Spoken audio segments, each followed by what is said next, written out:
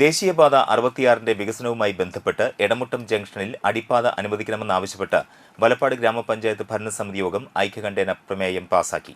ആരോഗ്യ വിദ്യാഭ്യാസ സ്ഥിരം സമിതി അധ്യക്ഷൻ സുമേഷ് പാനാട്ടിൽ അവതരിപ്പിച്ച പ്രമേയമാണ് ഭരണസമിതി അംഗീകരിച്ചത്.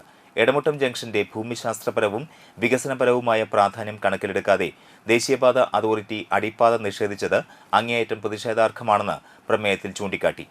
എടമുട്ടം കാട്ടൂർ ഇരിഞ്ഞാലക്കുട റോഡ് ആരംഭിക്കുന്നതും കഴിമ്പ്രം സ്വപ്നതീരം ബീച്ചിലേക്കുള്ള പ്രധാന പ്രവേശന കവാടവുമായ എടമുട്ടത്ത് അടിപ്പാതയില്ലാത്തത് പ്രദേശവാസികളുടെ യാത്രാ സ്വാതന്ത്ര്യത്തെ സാരമായി ബാധിക്കും.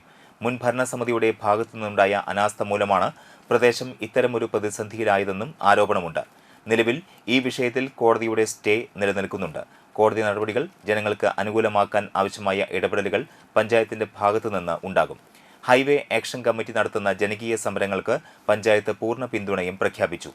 കേന്ദ്ര ഉപരിതല ഗതാഗത മന്ത്രാലയത്തിനും ദേശീയപാത അതോറിറ്റിക്കും പ്രമേയത്തിന്റെ പകർപ്പ് ഔദ്യോഗികമായി കൈമാറും. എടമുട്ടത്തെ വിനോദസഞ്ചാര സാധ്യതകളെയും ഗതാഗത കുരുക്കിനെയും അവഗണിച്ചുള്ള നിർമ്മാണ പ്രവർത്തനങ്ങൾ തിരുത്തണമെന്നും അടിയന്തരമായി അടിപ്പാത പദ്ധതിയിൽ ഉൾപ്പെടുത്തണമെന്നും പഞ്ചായത്ത് കമ്മിറ്റി കേന്ദ്ര സർക്കാരിനോട് ആവശ്യപ്പെട്ടു.